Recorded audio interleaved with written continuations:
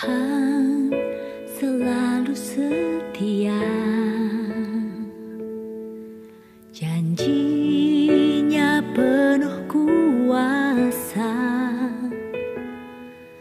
tangannya selalu terulur memberi pertolongan dan jalan keluar.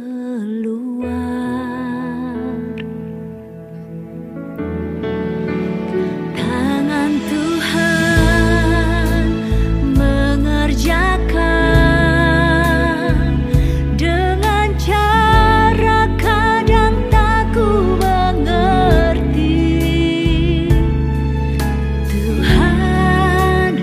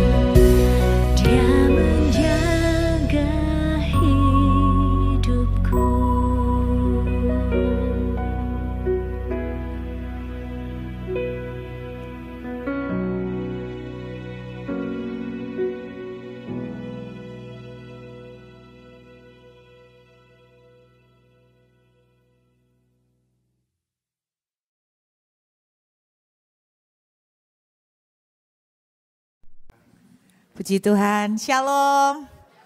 Seneng rasanya ya, ini pertama kali kumpul lagi. Sejak 4 bulan saya kena lockdown di Perth. Ini pertama kali officially berdiri di mimbar, ya di Rimpert ini ya. Tadi pulang ngobrol sama suami tentang summary dari khotbahnya Pak Gembala.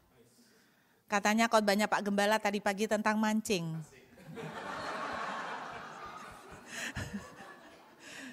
Suami saya tanya begini, kamu enggak kangen pulang Surabaya? Kalau saya masih sering kena homesick ya. Suami saya bilang enggak sama sekali. Kenapa? Karena terus terang ini pertama kali dia menemukan teman-teman tuh di sini. Dan di Rimpet, jadi bahasanya sama. Bahasanya permancingan Bu, bukan bahasa Surabaya Bu. Jadi saya menjadi penjala manusia, dia menjadi penjala ikan. Enggak apa-apa deh, sesuai dengan panggilan masing-masing ya. Saya hari ini mau menyampaikan satu pesan Tuhan. Sebetulnya ini sudah sering saya bagikan di Zoom, di banyak jemaat, di Surabaya maupun di banyak tempat. Saya kaget juga setelah selama 4 bulan ini banyak pelayanan lewat Zoom. Saya tidak pernah menyangka bahwa jangkauan-jangkauan yang terjadi jauh di luar dugaan saya. Sampai ke Jerman, sampai ke Amerika, sampai teman-teman dari New Zealand, terus Singapura, dan banyak dari tempat-tempat di seluruh Indonesia. Bahkan mereka yang tadi tidak tahu saya, mereka jadi tahu saya gara-gara Zoom juga. Jadi saya bersyukur Tuhan tetap punya rencana baik sekalipun kelihatannya di lockdown. Kalau sampai hari ini saya belum bisa pulang ke Indonesia, saya pun tetap percaya pasti Tuhan memingit saya ada rencana. Saya dengar kabar katanya dibuka baru tahun depan, pertemuan, haleluya, puji Tuhan. Tuhan luar biasa, Tuhan baik. Saudara mungkin ada yang tidak pernah dengar cerita saya bahwa beberapa waktu yang lalu Tuhan izinkan semua akses ketutup. Akses seperti apa? Termasuk rekening. Jadi karena sebuah kesalahan kita waktu ke sini, suami juga lupa cek itu nomor handphone Indonesia. Sehingga akhirnya mobile banking yang didaftarkan dengan nomor handphonenya dia, nomor handphonenya mati. Lalu kita telepon ke pihak provider dan kita tanya gimana caranya, bisa enggak dihidupin secara online? Enggak bisa, Bapak harus ke kantor. Bawa SIM card asli, bawa KTP asli dan langsung ketemu. Enggak mungkin, kalau enggak mungkin Bapak bisa kasih surat kuasa. Tapi perlu kirim SIM card sama KTP asli. Terus kemudian saya telepon pihak bank, bisa enggak saya ganti nomor teleponnya ke nomor telepon lain tapi online. Enggak bisa, ibu harus ke kantor cabang. Jadi kelok. Padahal saya enggak berencana bakal tinggal di Perth selama ini. Jadi bawa duitnya mepet sekali saudara. Karena saya pikir gampang bisa pakai akses banking. Ternyata kelok. Kita punya 2 bank, 2 account yang bisa keakses sebetulnya. Satu lagi luar biasa, pakai klik. Token. Nah tokennya ternyata gara-gara ke Perth, baterai itu drop, kena dingin. Jadi tokennya almarhum. Saya telepon lagi-lagi, telepon bank. Bisa enggak dihidupin dari situ? Aku juga nggak ngerti apa prosesnya kerjanya token. Terus dia bilang, enggak bisa Pak, Bapak harus ke kantor cabang. Ya sama aja. Terus gimana? Kelok semuanya saudara. Tuhan ajaib kan? Semua akses kelok, dahsyat. Tapi saya mau sharing, kenapa Tuhan izinkan ini terjadi. Bahkan sampai pertengahan tahun depan, kalau memang benar-benar beritanya pertengahan tahun ke depan, itu gradually, artinya bertahap. Mungkin untuk negara tertentu dibuka dulu New Zealand. Tapi saudara melihat kondisi di Indonesia, dia masuk daftar paling bawah. Saya tidak tahu kapan Indonesia akan, maksudnya masuk daftar Australia akan buka untuk Indonesia. Tadi pagi saya membaca ada sebuah tulisan, pemerintah Indonesia akan segera membuka border travel untuk 4 negara. Cina, Jepang, Korea Selatan, dan Australia. Terus ada orang komen, mana ada negara yang mau ke sini? Meskipun dibuka. Bodoh katanya gitu. Aduh. Masalahnya Indonesia buka, Australia belum tentu mau kan. Jadi saya nggak tahu nasib saya sampai kapan. Bahkan banyak orang tanya, Bu planningnya apa? Saya nggak tahu. Semua planning rusak sudah, hancur. Tadinya kepengen banget bisa beli rumah di sini. Saya cuma mikir gini, gimana mau beli rumah? Duit di lock semua, haleluya. Ya kan? Jadi duit di lock semua juga nggak bisa apa-apa. Tapi saya mau menyampaikan pesan Tuhan buat teman-teman di sini. Saya pernah sampaikan ini di sebuah persekutuan doa, ibu-ibu. Dan saya berdoa, Anda ini bisa mempersiapkan yang terbaik untuk menghadapi yang terburuk. Kalau sampai hari ini Western Australia dalam tangan yang ajaib, saya percaya karena ada favor Tuhan di atas Western Australia. Amin saudara. Sampai ada sebuah artikel menuliskan begini, Western Australia seperti tinggal di planet yang lain. Kenapa komentar itu muncul? Karena yang lain, Victoria dengan kena second wave, Sydney juga masih belum pulih. Western Australia seems to live in another planet. Bukankah itu sebuah pujian? Betul? Sampai artikelnya nulis gini, Anda kepengen tahu kehidupan normal seperti apa? Lihatlah Perth.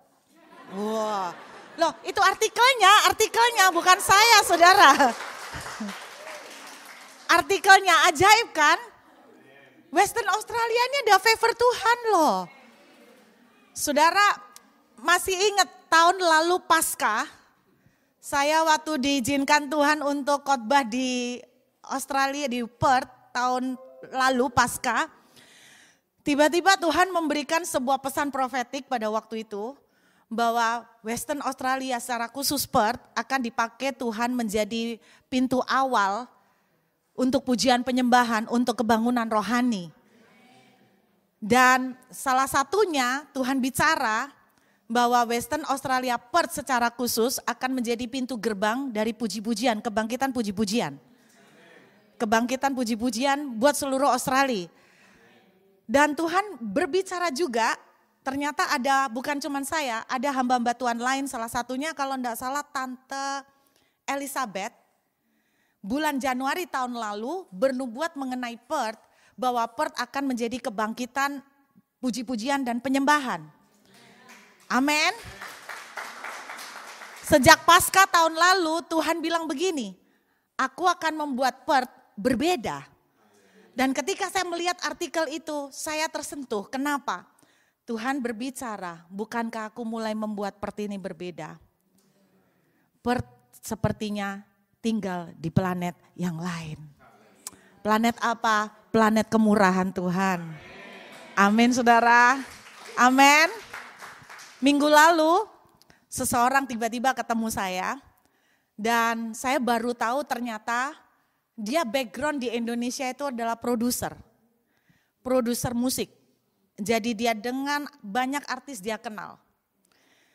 Waktu dia ngobrol dengan saya, tiba-tiba dia bilang begini, Ibu Ruth, saya tadi tuh enggak mau datang ke sini, tapi saya ini disuruh digerakkan Tuhan untuk datang, untuk ketemu ibu. Saya juga enggak tahu kenapa saya harus ketemu ibu. Intinya begini Bu Ruth, saya tuh kepingin membuat sebuah acara di Perth ini, acaranya itu tentang doa, tapi dengan nyanyian, dengan pujian, terus tapi saya enggak tahu kenapa saya harus ketemu ibu. Lalu saya tunjukkan, saya punya acara dulu di Indonesia, 3 kali Surabaya berdoa saya tunjuk. Dia bilang, Ibu Ruth ini exactly the same yang kita mau buat. Dengan kata lain dia bilang begini, Bu mau enggak ayo saya akan berdiri bersama-sama dengan banyak tim. Kita akan membuat sebuah event Perth berdoa. Dia bilang begitu. Terus wow, saya bilang wow, gimana Bu? Terus saya bilang saya punya banyak kostum tuh di Surabaya, gimana cara ngangkutnya? Tenang Bu, saya punya akses dengan dalam. Saya akan minta kuota untuk bawa kostum Ibu. Berapa ton? Saya tidak tahu berapa ton. Jadi saya melihat Tuhan mau melakukan sesuatu yang berbeda di kota ini. Kalau saudara hari ini sedang dalam kondisi baik-baik dan enak, syukurin. Kita ngucap syukur, tapi jangan membuat Anda dan saya sampai merasa lengah di comfort zone. Oke? Kalau kita sedang dalam kondisi yang jauh lebih baik daripada banyak saudara kita di luar, itu adalah supaya kita mengumpulkan energi. Sama seperti Yusuf ketika dalam keadaan baik-baik, dia kumpulkan semua gandum, dia bikin banyak lumbung, supaya ketika masa-masa sukar terjadi, Yusuf tidak kena. Orang Mesir tidak kena, bahkan Alkitab menuliskan Yusuf bisa menjadi berkat buat banyak bangsa. Siapkan kondisi seperti ini untuk Anda dan saya seperti Yusuf. Amin. Saudara mau dengar message Tuhan buat tahun ini? Dengarkan baik-baik, banyak orang yang sudah dengar, tapi mungkin belum banyak yang dengar. Nah saudara, sejak akhir tahun 2019, Tuhan selalu berbicara kepada saya, supaya saya menyepi di Sungai Kerit. Ada di salah satu khotbah saya kalau saudara ikutin, Tuhan menyuruh saya untuk menyepi di Sungai Kerit. Dan saya pikir itu arti ilustrasi, bahwa saya harus mengurangi pelayanan untuk banyak menyembah Tuhan, banyak waktu pribadi dengan Tuhan. Saya pikir artinya seperti itu. Karena masa-masa sukar akan terjadi ke depan. Tapi dalam pikiran saya masa sukar apa sih? Dari dulu juga masa sukar selalu ada. Kalau masalah ekonomi dari dulu sudah selalu ada masalah ekonomi. Saya tidak pernah membayangkan bahwa kita akan diizinkan Tuhan masuk season yang seperti ini benar-benar baru buat kita. Pernahkah terpikir dalam hidup saudara bahwa saudara bisa punya catatan kita pernah kena lockdown, kena karena COVID, pandemi seluruh dunia? Kita tidak pernah. Selama ini cuma baca ceritanya di sejarah. Tapi kita tidak pernah terbayang bahwa kita termasuk orang yang akan ngalamin real di tengahnya. Yang bukan hanya menimpa satu bangsa tapi seluruh dunia. Betul saudara? Saya tidak pernah menyangka bahwa pesan Tuhan itu bisa seperti ini. Saya pikir itu cuma mengurangi pelayanan dan cari waktu dengan Tuhan. Kemudian di akhir tahun Tuhan bicara begini. Nanti akan terjadi masa-masa sukar. Tetapi aku akan memelihara kamu dan keturunanmu dan keluargamu seperti orang-orang yang dialamin di dalam cerita di Sungai Kerit seperti Elia yang di luar sedang mengalami gonjang-ganjing, kekeringan, pontang-panting. Tapi Elia seperti mengalami pemeliharaan secara eksklusif dari Tuhan. Dan Tuhan katakan begini, akan terjadi waktunya pada masa-masa yang akan datang akan terjadi kondisi sulit. Tapi ada sekelompok orang yang akan dipelihara oleh Tuhan secara berbeda. Mereka tidak ngaruh dengan masa sulit ini. Seperti pada zamannya Yusuf, keluarga Yusuf, orang-orangnya Yusuf, semua seperti dipelihara oleh Tuhan. Seluruh dunia mengalami pontang-panting kekeringan. Yusuf dan bangsa Mesir dan orang-orang keluarganya, seisi rumahnya, tidak ada satupun yang merasakan kesukaran yang terjadi. Malah mereka bisa menjadi berkat buat banyak orang.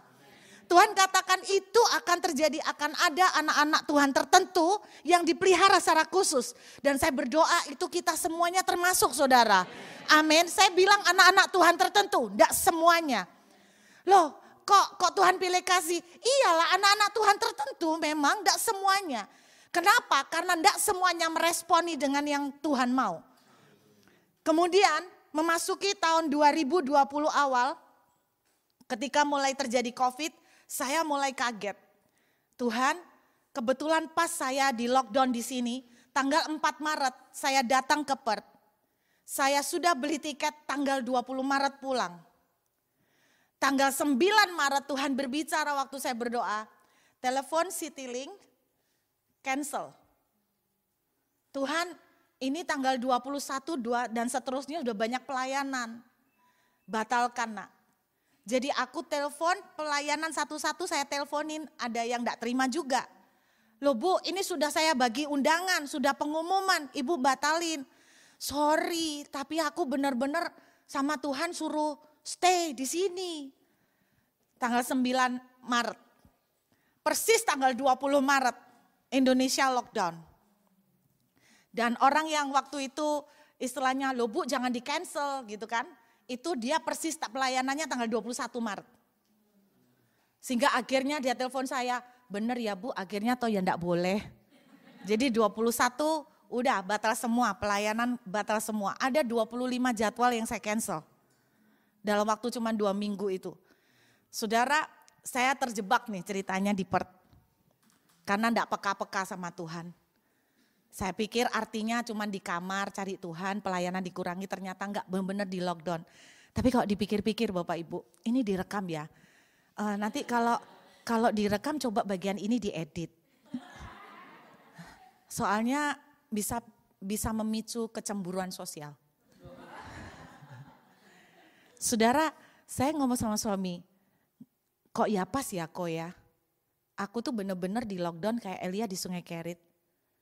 Tahukah dan sadarkah saudara, salah satu tanda paling utama dari Perth adalah sungai. Can you see that? Apakah itu sebuah kebetulan? Buat orang kebetulan, buat saya enggak. Jadi saya benar-benar di lockdown di tepi sungai. Dan banyak burung gagak. Loh iya kan? Banyak burung gagak kan? Sudah sungai, burung gagak. Perth lah. Loh iyalah. Mana lagi? Ayo, Sydney. Enggak ada. Ikon paling utama Perth ini yang paling gede ya sungai Swan River. Fuji. Mana itu?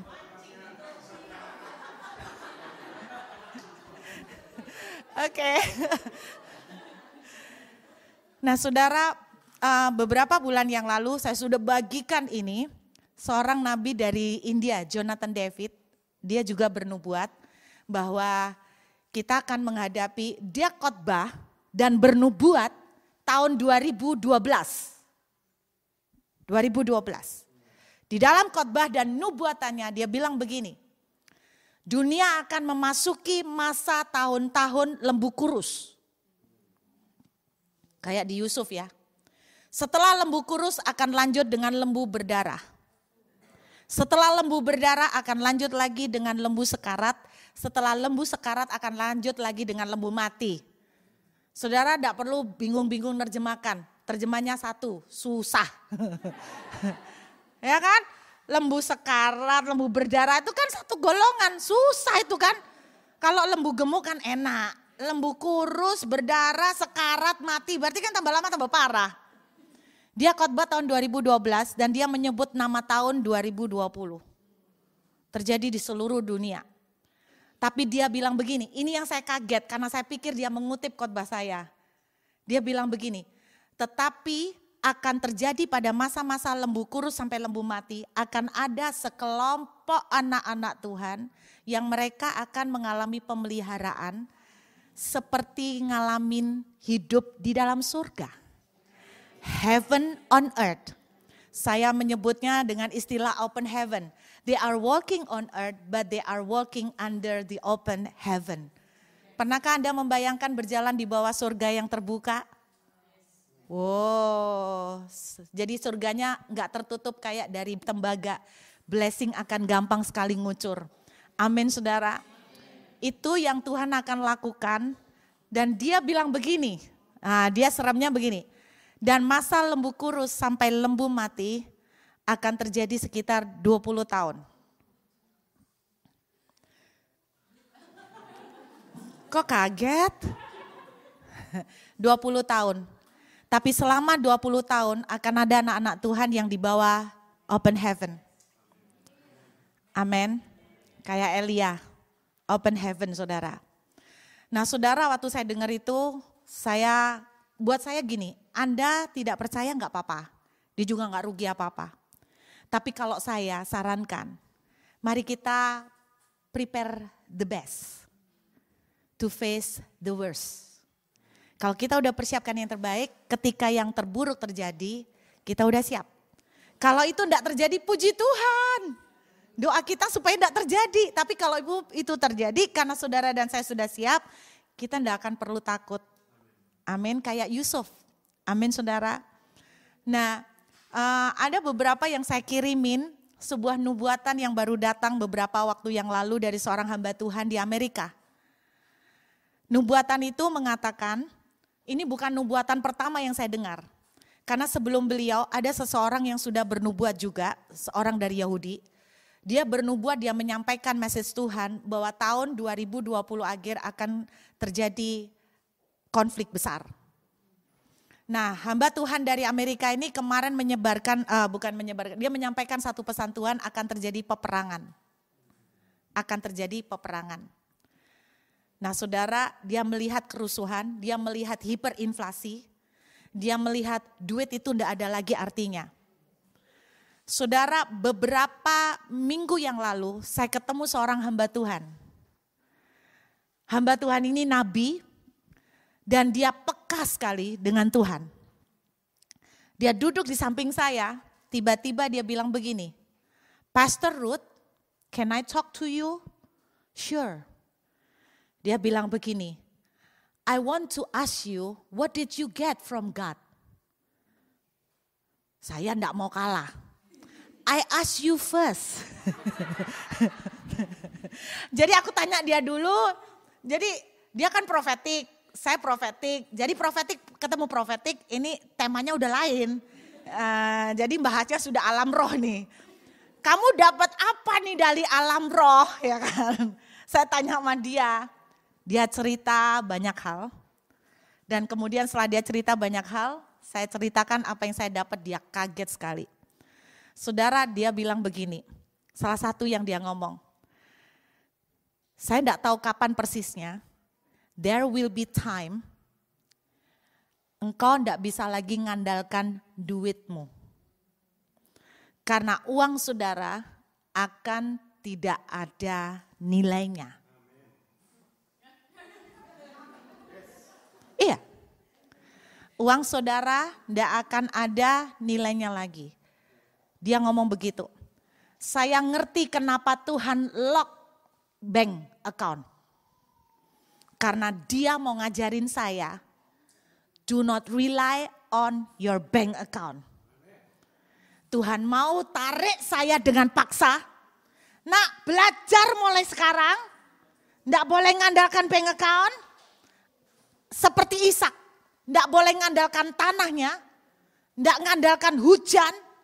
Tapi tanahnya bisa mengeluarkan hasil. Kenapa? Karena surga yang intervensi. Tuhan bilang, aku lock semuanya supaya kamu belajar bahwa berkatmu bukan datang dari tanah yang kamu kerjakan. Bukan dari amplop persembahan. Bukan datang dari bank account, bukan dari pekerjaan saudara. Hari ini kalau saudara masih bekerja dan pekerjaan saudara masih berjalan baik, puji Tuhan. Tapi nanti waktunya akan tiba, bahkan pekerjaanmu enggak bisa kau jagain lagi. Amin. Enggak enak ya. Enggak secure ya. Not secure. Itu berarti karena kita, kenapa enggak secure? Karena selama ini kita menaruh rasa aman kita di bank account. Sehingga ada apa-apa sama bank account kita langsung keriting. No, ya kan? Selama ini kita menaruh rasa aman kita di pekerjaan kita. Sehingga ketika sesuatu terjadi di pekerjaan kita, kita kewalahan, kita kelang kabut. Tuhan izinkan saya di lock semua ministry, bank account. Karena Tuhan mau ngajarin saya untuk berjalan di bawah langit terbuka. Belajar berjalan with God supernaturally life. Serius saudara. Itulah new normal yang akan Tuhan bawa tahun-tahun ke depan. Kalaupun COVID selesai, Anda jangan langsung tenang karena there will be other things. Akan terjadi goncangan lagi yang lain. Kalau hari ini masih diberkati Tuhan, syukuri. Manfaatkan baik-baik untuk membangun lumbung. Tapi waktunya akan tiba, itu tidak akan ada artinya lagi bank account saudara. Ketika inflasi terjadi, uang mata uang saudara akan drop hancur semuanya. Anda butuh tunggu burung gagak kirim daging. Serius. Anda butuh Tuhan kirim keajaiban dari surga. Itulah new season yang Tuhan akan bawa untuk kita. Nah, saya mau nyampaikan pesan Tuhan. Ada 3 hal yang Tuhan ingatkan ke saya 2 hari ini. Untuk masuk ke new season yang benar-benar new buat kita. Yang kita tidak comfortable dengannya. Karena sewaktu-waktu sesuatu bisa terjadi di pekerjaan. Sewaktu-waktu sesuatu terjadi di dalam keuangan saudara. Tapi ketika sewaktu-waktu itu terjadi, Anda dan saya tidak usah takut. Karena kita punya provision dari surga yang tidak pernah berhenti. Amin. Latihannya mulai sekarang. Coba Bapak Ibu buka Joshua pasal 1. Joshua pasal 1.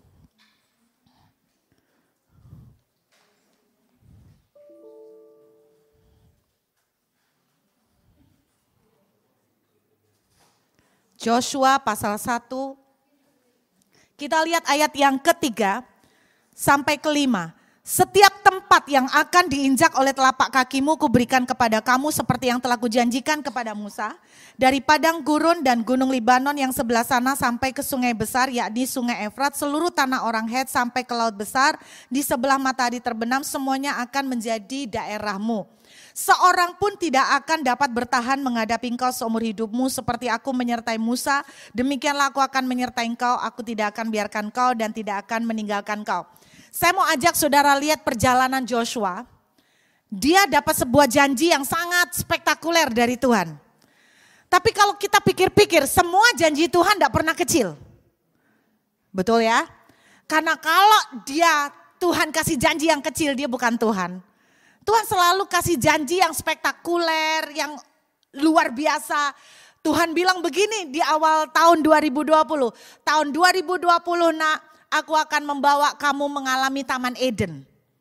Saya dapat janjinya too good to be true. Taman Eden tuh kalau saudara tahu ceritanya Taman Eden, itu kan enak, tidak ada susahnya.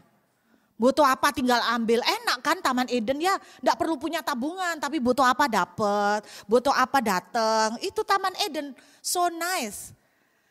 Janji Tuhan besar, tapi Anda lihat, Yosua pasal 1 merupakan new season bagi Yosua. Saya mau tunjukkan pada saudara, setiap kali Tuhan memberikan janji yang sangat besar, tidak lama setelah itu selalu diikutin problem. After promise, problem. Waktu Tuhan bicara dengan Yusuf, aku akan membuat engkau menjadi pemimpin. Tidak lama kemudian Yusuf masuk sumur. Tuhan berjanji sama Ishak, aku akan memberkati kamu di tanah ini. Tidak lama kemudian tanah itu kering dan tidak ada hujan. After promise, always problem. Saya tidak tahu janji Tuhan apa yang saudara lagi tunggu hari ini. Mungkin janji pemulihan untuk keluarga, janji pemulihan keuangan, apapun janji Tuhan. After promise, problem. Kalau saudara bilang, Bu, Tuhan janji luar biasa, tapi kenapa keadaan yang di depan mata saya terbalik 180 derajat? You are in the right track. Serius, you are in the right track. Amin. Saya berdoa 3 message ini akan bisa menjadi kekuatan supaya kita bisa melewati season yang tidak enak ini. Sama seperti Yosua bisa melewati season yang tidak enak. Kenapa saya bilang seasonnya yang dihadapi Yosua tidak enak? Mari saya kasih description. Musa baru mati. Selama sekian tahun Yosua sangat dependent sama Musa. Semua Musa. Apa-apa Musa. Strateginya Musa, hikmatnya Musa, semua Musa. Tiba-tiba Musa sebagai mentornya tidak ada. Dia belum siap. Apa yang terjadi? Alkitab menuliskan semua generasi seangkatan dengan Yosua udah ada, kecuali Kaleb. Lalu pasukan yang bersama Yosua itu siapa? Itu yang zaman Musa, bayi, anak-anak. Berarti orang-orang yang bersama Yosua adalah orang-orang muda yang tidak pengalaman. Jadi Yosua secara pasukan, dia punya pasukan yang baru, fresh from the oven, yang tidak punya pengalaman perang, yang tidak punya pengalaman terlalu pintar, muda-muda semua, dan Yosua ditinggal sama mentornya. He is not ready. Sekarang saya mau tanya jujur, siapa yang siap dengan situasi seperti ini? Saya ngomong sama suami saya, kalau tahu gini mending bajuku tak bawa KB kemarin tuh ya. Kalau tahu ya Pak, masalahnya kan nggak tahu. Siapa yang siap? Nggak siap. Tahu gitu baju-baju dingin gua bawa semua. Lah buat apa baju dingin di Surabaya? Kemarin kan belinya di Surabaya. Beli di Shopee. Murah-murah. Terus rencananya mau bawa pada waktu bulan April nanti balik. Siapa yang nyangka? Dari Maret belum balik-balik. Long John banyak yang tak tinggal semua. Beli Long John baru dong. Kalau siap, enggak kayak gini. Saya enggak siap. Tahu gitu tak bawa semua ya, saat ATM atau apa gitu. Kalau tahu bakalan kayak gini. Tahu gitu saya kulaan obat-obatan yang enggak bisa tak dapat di sini, kulaan bumbu yang enggak bisa tak dapatkan di sini. Seandainya siap, Bapak Ibu enggak siap. Siapa yang siap dengan kondisi seperti ini? Yosua juga nggak siap, ditinggal mentornya tiba-tiba, pasukan yang baru, zero. Boleh dibilang modalnya nol. Tuhan sengaja seringkali menaruh kita di posisi di mana kita itu nggak siap. Apa yang menurut saudara dan saya nggak siap, ternyata Tuhan bilang siap. Karena ini saat terbaik untuk menyatakan kekuatanku dan bukan kekuatanmu. Saudara, cuma 3 pesan yang Tuhan kasih buat Joshua untuk memenangkan the new season. 3 pesan yang Tuhan kasih buat kita sore hari ini untuk kita memenangkan season ini dan menjadi pemenang yang luar biasa. Saudara tahu pesan Tuhan yang pertama? Tuhan bilang begini, kuatkan dan teguhkan hatimu. Pesan yang kedua, kuatkan dan teguhkan hatimu. Pesan yang ketiga, kuatkan dan teguhkan hatimu. Ya Bu, kok ngomong 3 itu 1. Mari saya tunjukkan kenapa Tuhan 3 kali. 3 kali jelas, kalau sampai orang Yahudi, dalam tradisi Yahudi, kalau sampai diulang sampai 3 kali, itu sangat untuk menegaskan. Seperti orang mau mati, ninggalin warisan, ninggalin pesan buat anaknya, dia tuh akan bilang sampai 3 kali. Jadi ini penting sekali. Kata yang pertama, kuatkan dan teguhkan hatimu. Saudara, waktu saya diajak Tuhan melihat, ajaib. Kuatkan dan teguhkan hatimu yang pertama. Bahasa Inggrisnya adalah be strong and be courageous. Jadi kuat dan jadilah berani. Kenapa Tuhan bilang suruh kuat dan berani? Sama seperti pesan Tuhan buat kita hari ini. Saya tunjukkan, lihat ayat yang ke Yosua pasal 1 ayat yang ke-6. Yosua pasal 1 ayat yang ke-6. Sudah dapat saudara? Kuatkan dan teguhkan hatimu. Sebab engkaulah yang akan memimpin bangsa ini memiliki negeri yang kujanjikan dengan bersumpah kepada nenek moyang mereka untuk diberikan kepada mereka. Pertama kali Tuhan bilang kuatkan dan teguhkan hatimu. Kenapa Tuhan bilang ini pertama kali saudara? Karena Tuhan tahu kendala-kendala yang akan dihadapi Yosua itu sangat banyak. Dan Tuhan itu mengingatkan Yosua, I give you my promise, jadi kuatkan supaya kamu ingat terus janjiku, kamulah yang akan memimpin ini, kamulah yang akan menang, kamulah yang akan masuk ke tanah perjanjian, kamulah yang akan membawa kemenangan dari Tuhan terjadi. Tuhan bicara buat saya sejak awal tahun dan tadi pagi Tuhan katakan begini, Aku memberikan janji itu ke kamu bahwa kamu akan masuk Taman Eden. Aku sudah memberikan janji kepada kamu bahwa aku akan membuat kamu seperti Elia di Sungai Kerit. Saya tidak tahu janji Tuhan apa yang Tuhan kasih buat saudara, tapi dengarkan. Kenapa Tuhan bilang pertama kali be strong and courageous? Artinya Tuhan tuh mau menegaskan gini, hei kalau aku sudah janji, ya dan amin. Ingat ya, ingat baik-baik. Karena ke depan kamu tidak gampang. Jadi ingat terus janjiku. Kalau aku sudah ngomong, aku tidak bisa batalin. Kalau aku sudah ngomong, aku akan selesaikan. Amin. Itu yang pertama. Tapi saya mau menekankan, kenapa Tuhan ngomong yang kedua? Be strong and courageous. Tapi ada tambahan. Only, hanya, kuatkan dan teguhkan hatimu dengan sungguh-sungguh. Bertindaklah hati-hati sesuai dengan seluruh hukum yang diperintahkan kepadamu dan seterusnya. Ternyata waktu kedua kali Tuhan ngomong, jadilah kuat, kuatkan dan teguhkan. Ini bagian kedua paling panjang. Kenapa paling panjang? Karena ternyata di dalamnya Tuhan kasih sederetan instruksi yang harus dilakukan supaya saudara dan saya bisa menang. Ternyata yang pertama Tuhan ingatkan, kalau hari ini saudara mulai lemah lagi di dalam menunggu janji Tuhan, Tuhan mau ngomong begini, aku tuh sudah janji ya. Kalau aku udah janji, aku pasti nepatin. Oke, balik lagi, kuat. Yang kedua, ini serangkaian instruksi, ini yang saya mau bagikan pada Bapak Ibu. Kalimat yang pertama, bertindaklah hati-hati sesuai dengan seluruh hukum yang diperintahkan kepadamu oleh hambaku Musa. Jangan menyimpang ke kanan atau ke kiri supaya engkau beruntung kemanapun engkau pergi. Dalam bahasa Inggrisnya ada sebuah terjemahan begini. Make sure. Make sure. Saudara tahu artinya make sure? Pastikan. Tuhan bilang begini. Pastikan kamu memulai musim ini dengan benar. Maksudnya apa Tuhan? Pastikan kamu memulai, kalau kamu mau mengalami Taman Eden, kalau kamu mau mengalami pemeliharaan seperti Elia di Sungai Kerit, pastikan kamu memulai dengan benar. Makanya Tuhan bilang begini, pastikan kamu memasuki masa ini, bereskan yang tidak benar. Langsung tadi pagi saya ingat, saya ini punya utang. Utang apa? Gini, saya dulu bikin album. Waktu bikin album ada lagunya orang, tak pakai.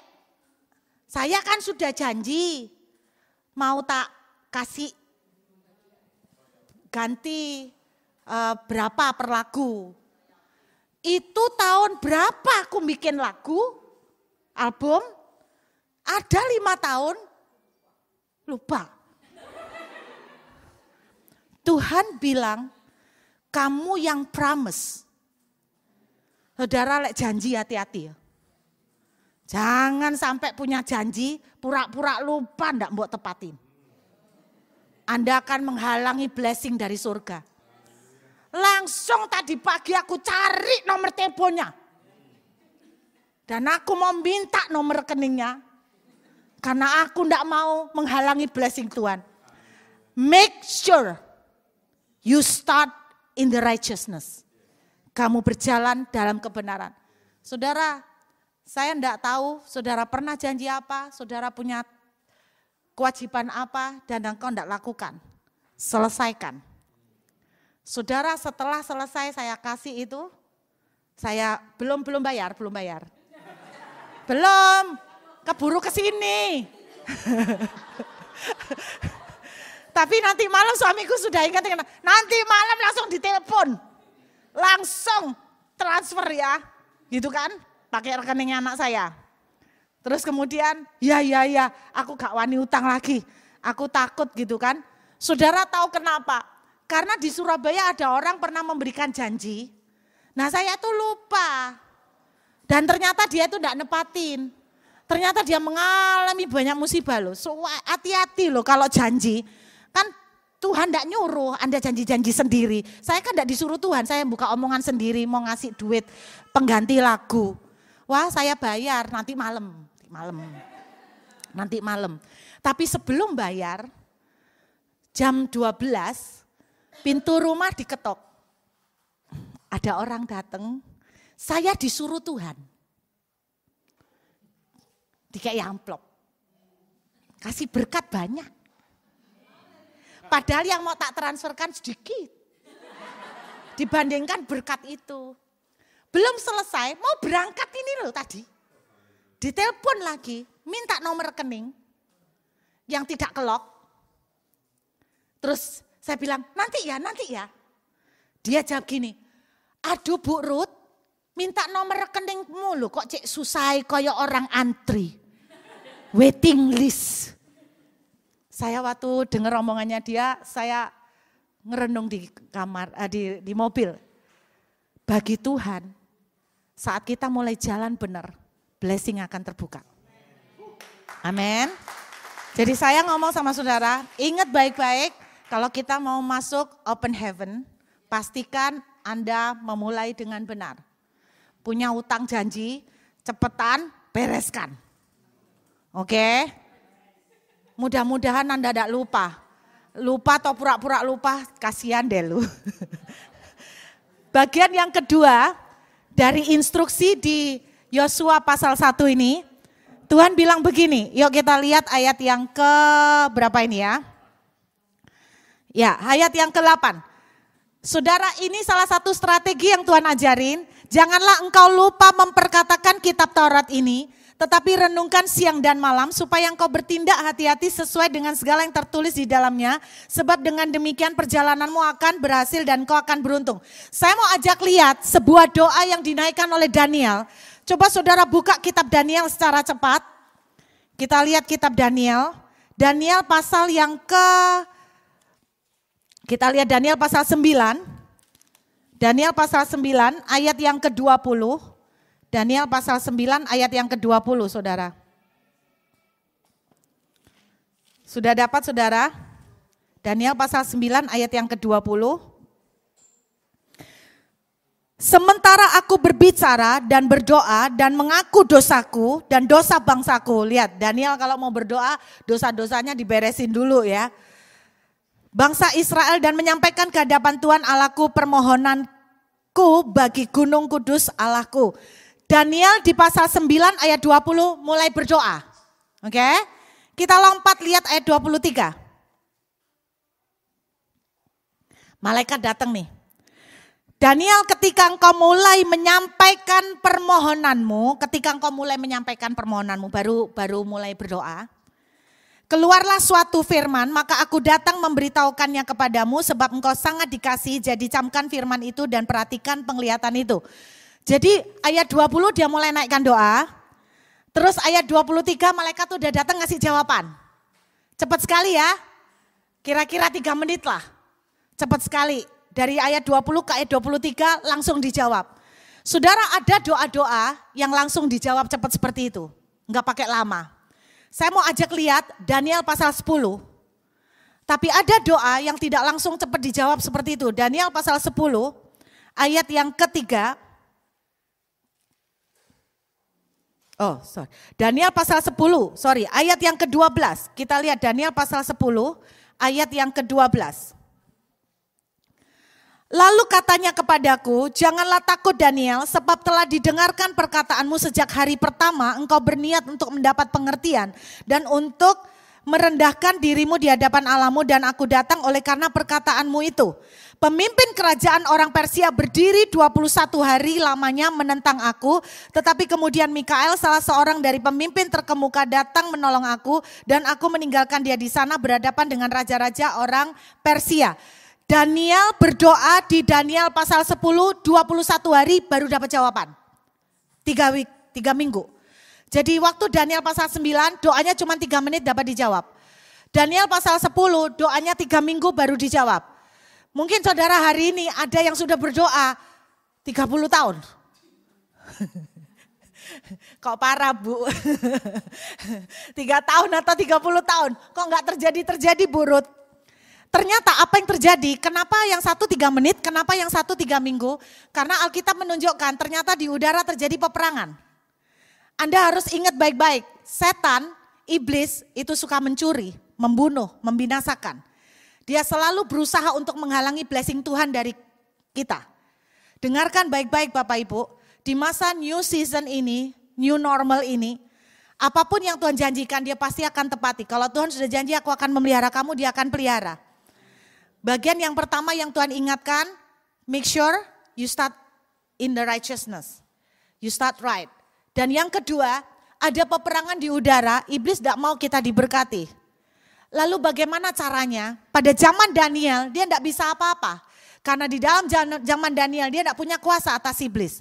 Tapi di perjanjian baru oleh pengorbanan tubuh dan darah Yesus, kita memiliki otoritas. Amin saudara. Kita bisa, bahasa sederhananya itu gini. Kita bisa do something untuk memberikan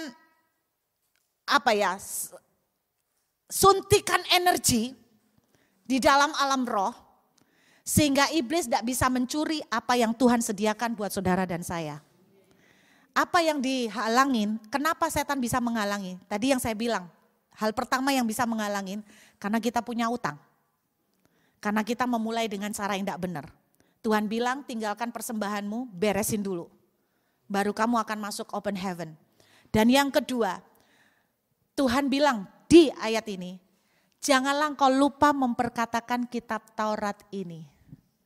Saudara tahukah Anda, salah satu cara untuk melepaskan energi di alam spirit adalah declare, deklarasi.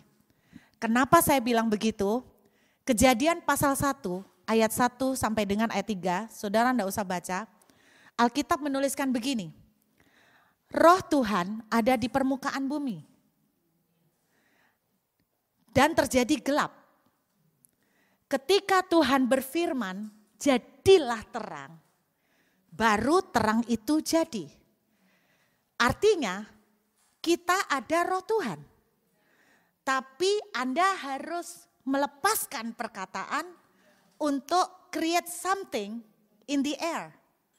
Anda harus melepaskan perkataan, walaupun ada roh Tuhan di dalam saudara, Anda harus melepaskan perkataan, maka terang akan tercipta. Dalam Kejadian pasal 1, terang tercipta karena Tuhan melepaskan perkataan. Saudara dan saya diciptakan segambar dengan Tuhan. Like father, like children. Kalau bapaknya kita melepaskan perkataan untuk menciptakan terang, saudara dan saya memiliki otoritas yang sama untuk melepaskan perkataan. Saudara, ada doa-doa yang terhalang, janji Tuhan tidak terjawab-jawab, memang bukan waktunya, tapi ada juga yang sudah waktunya, tapi terhalang tidak nyampe-nyampe. Kenapa? Karena ada peperangan di udara dan saudara tidak melepaskan sesuatu untuk menciptakan terang itu terjadi. Hari-hari ini Tuhan ingatkan, declare lagi nak. Tadi malam ketika Zoom, saya sangat dikuatkan dengan kesaksian seorang ibu dari Singapura. Dia bilang begini, dia dengarkan khotbah saya tentang kuasa lidah dan dia langsung ingat praktek. Dia bilang begini, Tuhan, Engkau sudah janji bahwa Engkau akan menyekolahkan anakku sampai selesai. Engkau sudah berjanji akan memelihara anak-anakku. Dan sekarang aku tidak punya duit Tuhan, aku tidak tahu gimana caranya.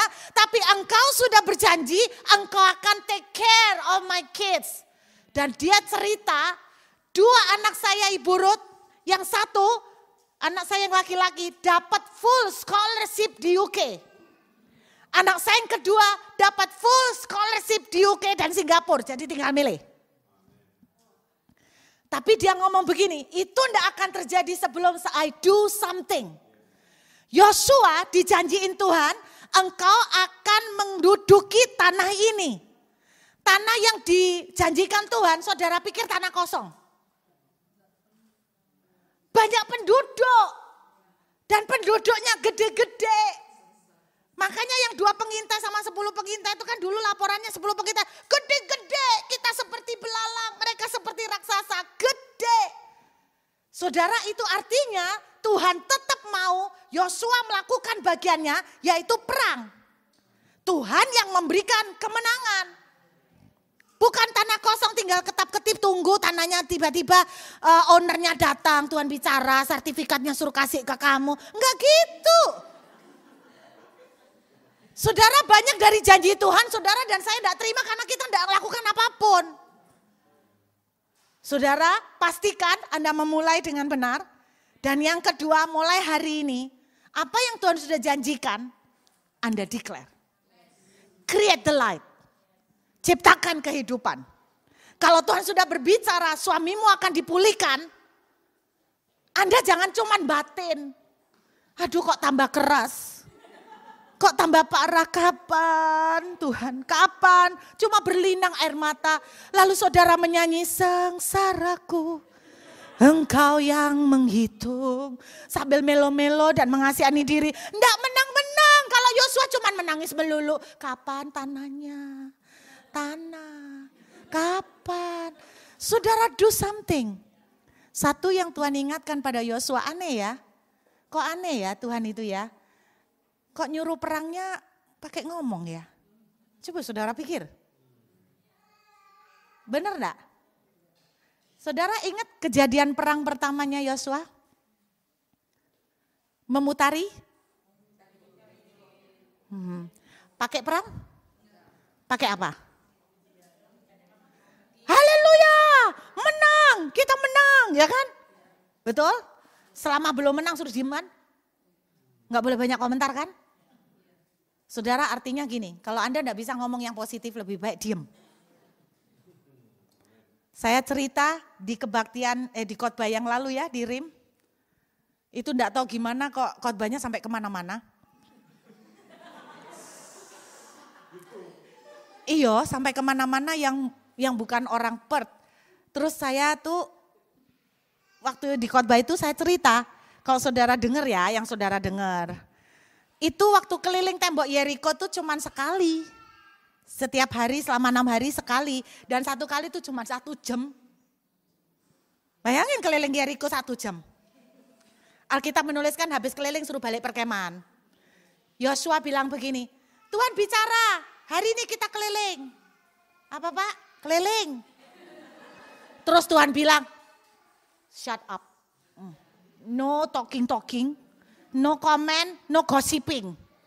Jadi keliling muteri tembok Yeriko 1 jam, cepet kan? 1 jam, terus pulang. Istri-istri tanya,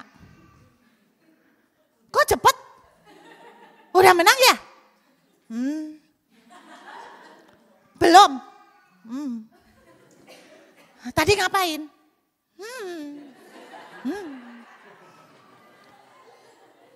Loh berarti belum perang? Besoknya gitu lagi selama 6 hari. Coba saudara. Gitu ya. Mungkin teman-teman yang mau mancing mungkin dikelilingin dulu kali ya. Kalau istri-istri tanya, kemana Pak?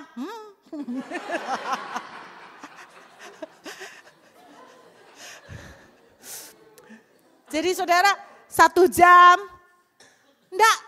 Enggak perang-perang loh. Loh itu coba bayangkan saudara yang jadi pasukannya. Pasti mereka di belakang kan kasak-kusuk. Tapi enggak boleh. Cuman batin. Untungnya nurut. Paling mereka tuh batin gini. Jangan-jangan Pak Yosua ini ya enggak tahu mau apa ya.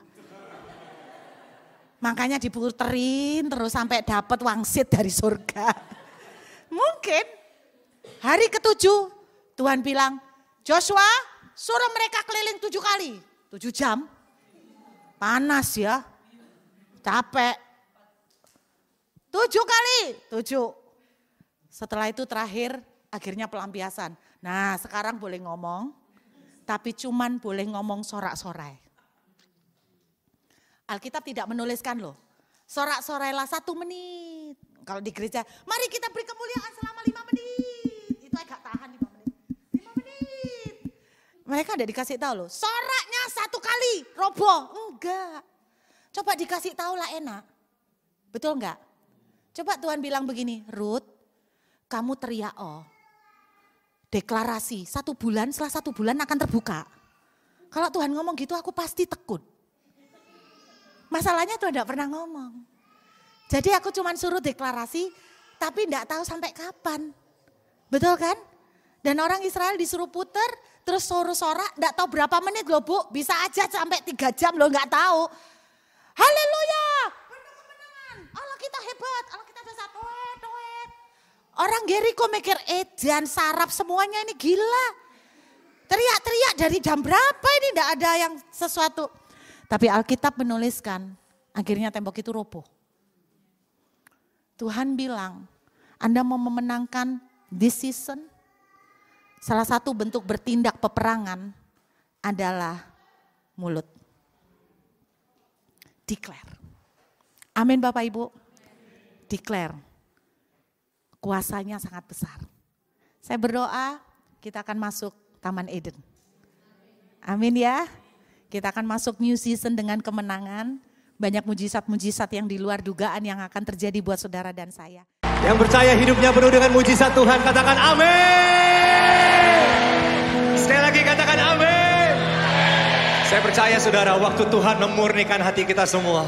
Hidup kita bukan hanya penuh dengan mujizat, tapi siapkan hati saudara untuk terima ledakan-ledakan kuasa Tuhan. Amin. So ini lagu terakhir, saya gak mau saudara berdiam diri. Saya mau saudara melompat, saya mau saudara menari. Bebaskan tubuh saudara, bebaskan roh saudara. Kita mau all out buat Tuhan kita. Amin. Yang siap terima ledakan Tuhan, katakan amin.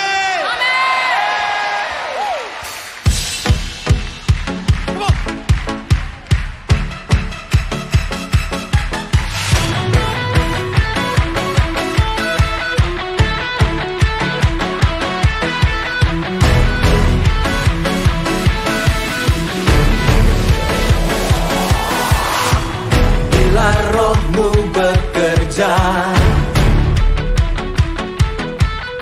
tiada yang dapat hentikan. Ada lawatan besar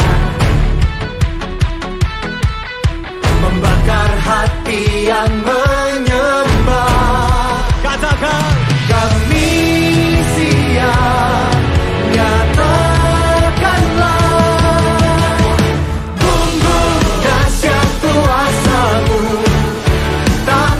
berubah. Kau yang terhebat takkan terkalahkan. Bumbung dahsyat lawatanmu tercurah atasku. Kau yang terhebat takkan terkalahkan. Tepuk tangan dong yang paling meriah bagi Tuhan kita. Rohmu bekerja di dalam kami. Bila rohmu bekerja, tiada yang dapat hentikan. Ada lawatan besar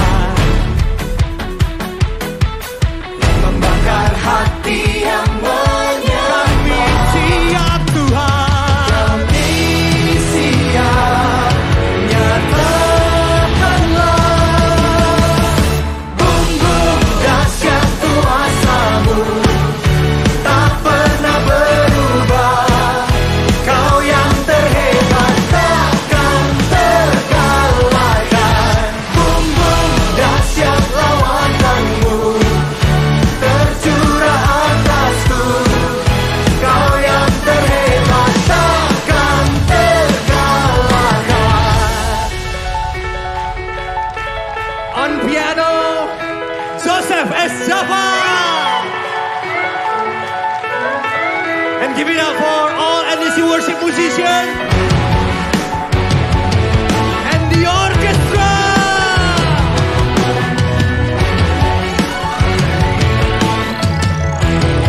Come on. Kami siap, nyatakanlah. Kami siap, nyatakanlah.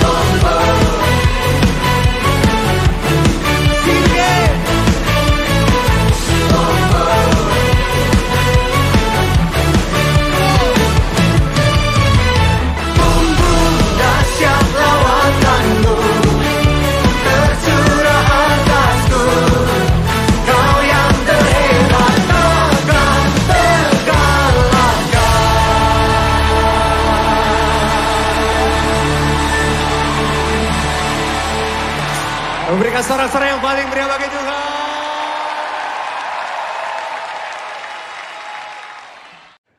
Sekarang, terimalah kasih karunia dan damai sejahtera Tuhan Yesus Kristus, dan kasih Allah Bapa kita, serta persekutuan Roh Kudus menyertai setiap kita, sekarang, seterusnya, dan selamanya. Amin. Saudara telah mengikuti ibadah online GBI Alpha Omega. Saudara yang diberkati melalui tayangan ibadah online diberi kesempatan untuk memberi persembahan.